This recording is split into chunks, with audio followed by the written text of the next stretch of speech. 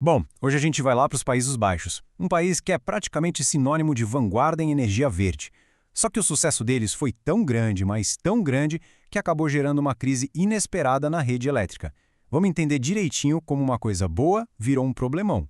Imagina só, ligar a televisão e o próprio governo está pedindo para, por favor, não usar eletricidade no horário de pico. Pois é, essa é a realidade por lá hoje.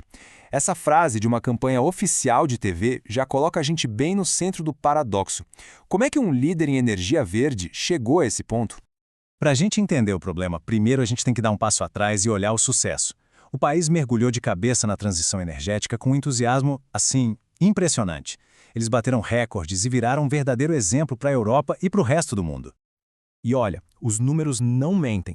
Dá uma olhada nisso. Os Países Baixos estão no topo da Europa em número de painéis solares por pessoa e também lideram na quantidade de pontos de recarga para carros elétricos. São números que mostram que a revolução verde lá não é só discurso, ela chegou de verdade na vida das pessoas. E não estamos falando só de grandes projetos do governo, não. A transição energética holandesa é um movimento que veio de baixo para cima. Mais de uma em cada 3 casas tem seus próprios painéis solares no telhado, e isso transformou milhões de consumidores em, também, produtores de energia.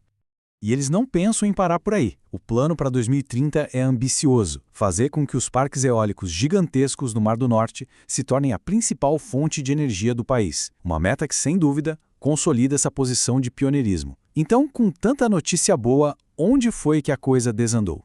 Pois é aqui que a história dá uma virada.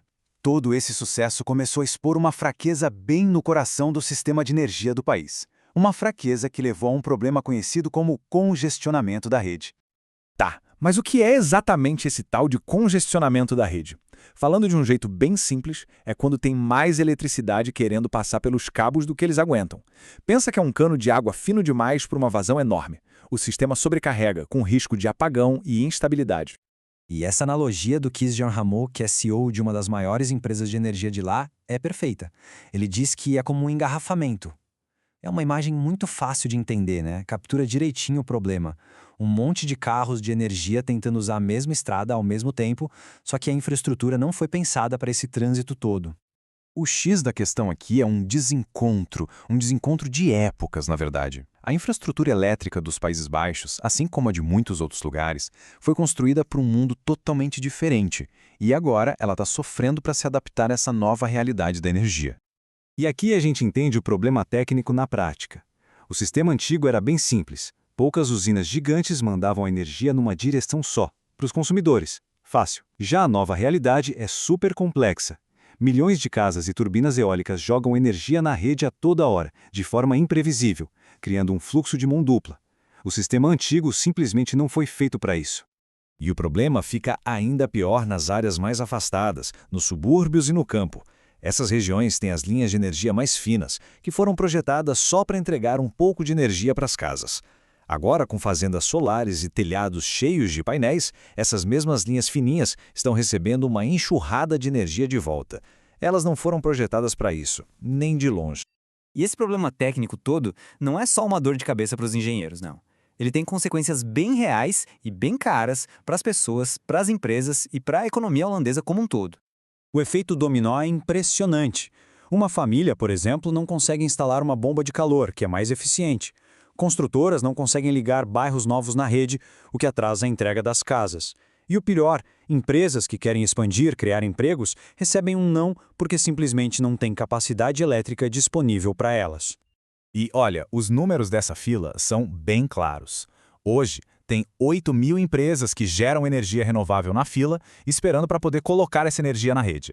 Ao mesmo tempo, tem outras 12.000 empresas esperando na fila para poder consumir mais energia. É um gargalo gigantesco dos dois lados.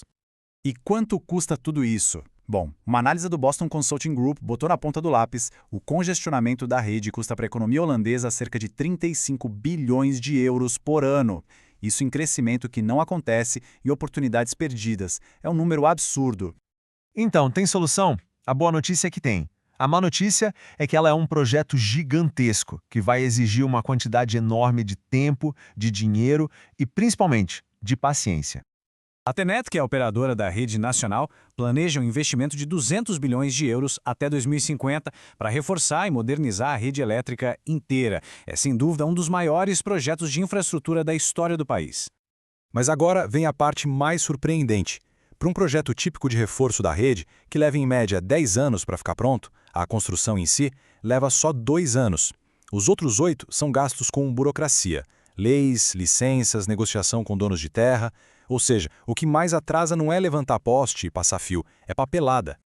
Essa fala de um executivo da Tenet resume tudo perfeitamente. O ritmo da mudança para energia renovável, que foi puxado pelos cidadãos e pelas empresas, foi muito mais rápido do que a capacidade do governo de atualizar a infraestrutura que deveria sustentar tudo isso.